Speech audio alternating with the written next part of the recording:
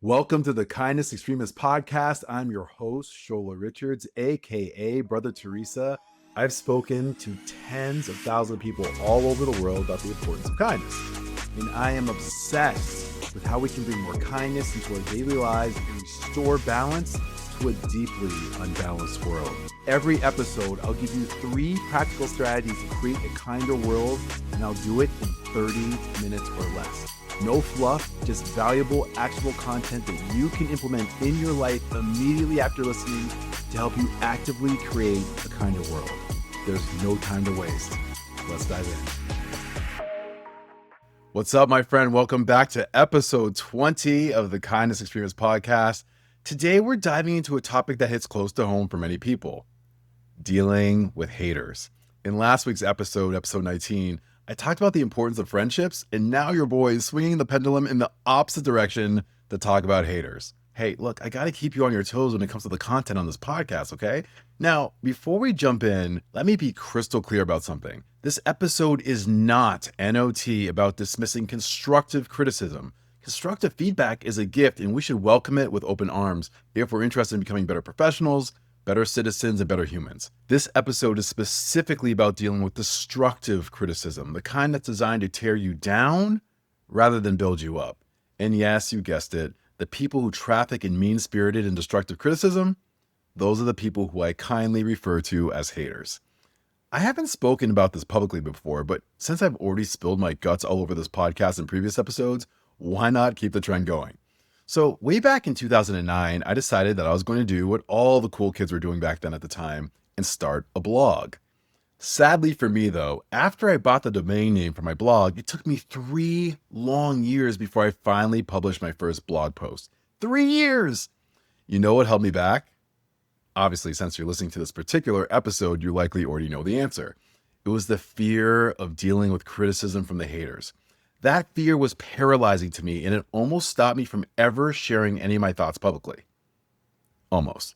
Here's the thing though, if you're putting yourself out there in any capacity, whether that's starting a business, starting a family, sharing your art, being authentic at work, or just living your life unapologetically, you will encounter haters.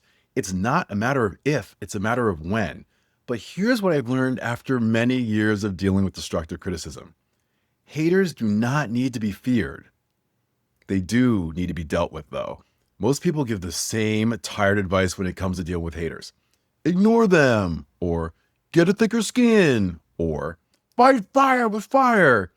Fam, there are much better ways to silence the haters, and that's exactly what we're going to cover in today's episode. I'm going to give you 3 specific strategies that will not only help you to deal with haters effectively, but will actually help you to become more authentically yourself in the process. So if you're ready, let's get on with the business of silencing the haters by kindly zipping their lips once and for all.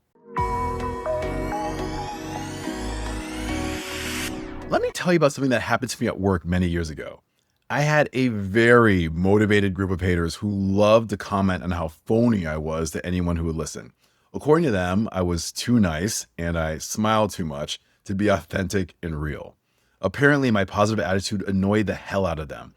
Yes, this is serious. You literally can't make this stuff up. Now, here's my question for you, dear listener. What if I had foolishly tried to make these people happy by smiling less and switching up my style by mean mugging everyone in the office and treating them like crap? Would that have made them like me more? We both know the answer. Of course not. Changing up my style wouldn't have magically turned me into best friends with those people, not that I wanted to be friends with people like that anyway. So instead, I did the only logical thing. I chose to smile more, I continued to be as friendly as possible, and most importantly, I chose to be me, unapologetically. Here's what happened. Once they realized that their snide comments and immature hating had absolutely no effect on my behavior, the haters were effectively silenced and they moved on to another target who would give them the emotional reaction that they craved. This brings me to the first kindness strategy of the episode for dealing with haters, and one of my all-time favorite mantras: do more of what they hate. Now, let me be clear about what this means and what it doesn't mean. This doesn't mean being reckless or being harmful. This means doubling down on your authentic self, the parts of you that are good, true, and valuable. If they hate that you're positive, be more positive. If they hate that you're ambitious, be more ambitious. If they hate that you're creative, be more creative. If they hate that you stand up for what's right, stand up even stronger with your full chest. Think about it this way. When you change yourself to appease haters, you're essentially letting them control your life. You're giving them the power to dictate who you get to be in this world. For real, why would you let someone who doesn't even like you have that much influence over your choices? How backward is that? Here's what I've observed over the years. People who hate on others for their positive qualities are often people who have given up on those qualities in themselves. They see you being optimistic, and it reminds them of a time when they used to believe good things were possible for them. They see you taking risks and pursuing your dreams, and it highlights their own fear and inaction. They see you being kind and compassionate, and it makes them uncomfortable with their own cynicism. Your authenticity is literally triggering their own regrets and insecurities. And instead of doing the hard work of looking inward and making changes in their own lives, it is easier for them to try to pull you down to their level. But here's the beautiful thing about doing more of what they hate. It's not just about proving them wrong, it's about proving yourself right. Every time you choose to be more of who you truly are, despite the criticism, you're building what I call authenticity muscle. You're training yourself to be unshakable in your identity. Years ago, as a blogger, I can remember getting an email from someone who said I was disgustingly optimistic and that my positive content was promoting toxic positivity that ignores real problems. So, since we're talking about haters, if you've been following the previous 19 episodes of this podcast, you already know that I am a lifelong hater of toxic positivity. So, admittedly, that comment about being pro toxic positivity really got under my skin. Anyway. Even back then, I realized that toning down my blog post to appease this random hater wouldn't accomplish anything. But I did take a moment to get out of my feelings a little bit and see if there's anything useful in her email. The following week, I wrote a blog post about how optimism and realism can coexist. I shared more stories about overcoming challenges. I doubled down on hope, but I also got more real about the struggles. The result? That post became one of my most popular pieces, and I received dozens of messages from people saying it helped them through difficult times. The hater was effectively silenced, not because I argued or agreed with them, but because I let my authentic work speak for itself. So here is your practical takeaway for this episode. Write down 3 things about yourself that you're proud of, qualities that make you who you are. Maybe it's your optimism, your work ethic, your creativity, your compassion, or your sense of humor. Now, this week, I want you to intentionally amplify these qualities. If someone is criticizing you for being too positive, make it a point to share more encouraging words with people around you. If they said that you care too much, find more ways to show care and compassion. But here's the advanced version of the strategy. Document your journey. Keep a journal of how it feels to lean into your authenticity despite the criticism. Notice what happens in your relationship, your work, and your overall sense of self when you refuse to dim your light for others. The goal isn't to be spiteful, it's to show your haters, and more importantly, show yourself that their words have no power over who you choose to be. Next, let's talk about another useful mantra to remember when you encounter haters in your life. Hey, fellow kindness extremists, it's me, Shola. If you're picking up what I'm putting down, if you're mowing what I'm growing, if you're smelling what I'm stepping in. Okay, I'll stop. If you're enjoying what you're listening to so far, I would love it if you would take a moment to hit the subscribe button and leave a rating and a review. Those incredibly kind acts go so far in helping me to reach as many people as possible who will join the movement to actively create a kinder world. I appreciate you so much, my friend. Okay, let's get back to the episode. I once read a comment directed toward a social media influencer that said, "I hope you get cancer and die." At first, that comment shook me to my core. What type of person would wish cancer upon another human being? But reflecting back on it now, I completely get it. Only someone who is severely hurting inside would ever take the time to type up something like that and publish it for the whole world to see. Let me share some real examples of the hate that I've received over the years. To be clear, I'm paraphrasing because I obviously deleted the messages after reading them. First one. "Stop pushing this kindness nonsense. This is a shitty world that we live in, and you clearly live in a fantasy land. You need to quit being a phony." Or, "I can't take you seriously as a kindness advocate because you use a curse word in your latest blog post. Stop pretending that you're a positive person. Kind people don't use inappropriate language. You're a fraud." Or, "Okay, so who's really writing this stuff for you? I know that can't be you. Every Black person I know is practically illiterate, and they're definitely not into creating a better world. Quit lying to us." Okay. Mind you, this is just a taste of the PG rated versions of the hate that I've received. Some comments are so ugly, so mean, and so cartoonishly evil that they just can't be taken seriously and definitely will not be shared here on this podcast. Here's the thing though, I have never in my life seen a well-adjusted person who purposely writes vicious, hate-filled emails or comments in an attempt to tear someone else down. I've also never received a piece of vicious criticism from a hater who is actually putting themselves out in the world by creating anything meaningful. Funny how that works. The reason for this is because the people who choose to actively hurt others are the broken souls of the world who are deeply hurting themselves. One of my college professors shared something that stuck with me forever, and I'll never forget this. Hurt people, hurt people. This principle has been a game changer for me, and I want to break it down for you because it's going to revolutionize how you respond to destructive criticism. When someone attacks you with vicious words, they're not really attacking you. They're projecting their own pain, insecurity, and unresolved trauma onto you. Think about the happiest, most fulfilled people you know. Do they spend their time writing hateful comments online? Do they go out of their way to tear others down? Of course not. That's because happy and well-adjusted people are too busy being happy and well-adjusted to waste their time trying to destroy other people. The woman who screamed at me that I was too positive and living in a toxic positivity fantasy land, she was probably dealing with her own baggage and disappointment. The person who sent racist comments questioning my intelligence and writing ability, they were likely struggling with their own feelings of inadequacy and using racism as a way to feel superior. Here's what's fascinating about human psychology. When we're hurting, we often try to make others hurt too because misery loves company. Actually, that's not even true. Misery loves miserable company. It's like emotional pain seeks to spread itself around. When someone is drowning in their own suffering, they sometimes try to pull others underwater with them. I want to share something that might surprise you. There have been times when I've actually felt compassion for some of my harshest critics. Not because I'm some enlightened guru, because trust me, I'm not, but because I recognize that their need to hurt me comes from a place of deep, deep pain. There was one person who sent me particularly vicious emails over several months. Instead of blocking them immediately, I looked at their social media profile. What I found was actually heartbreaking.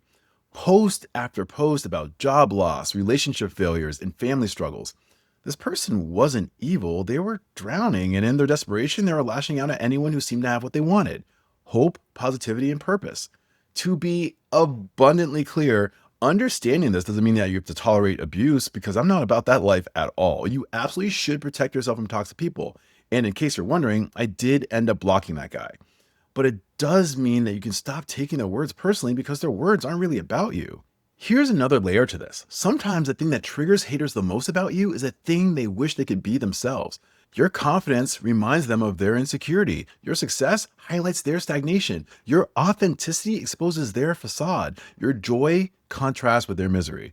Remember this powerful quote that a friend of mine sent to me last week. Quote, "Nobody is going to hate you more than somebody who's faking something that you naturally embody."